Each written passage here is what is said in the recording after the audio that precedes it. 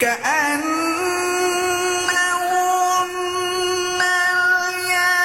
الياقوت والمرجان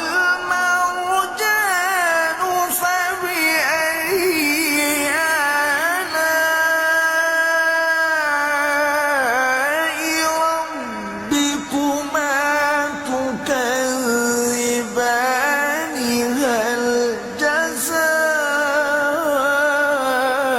جزاء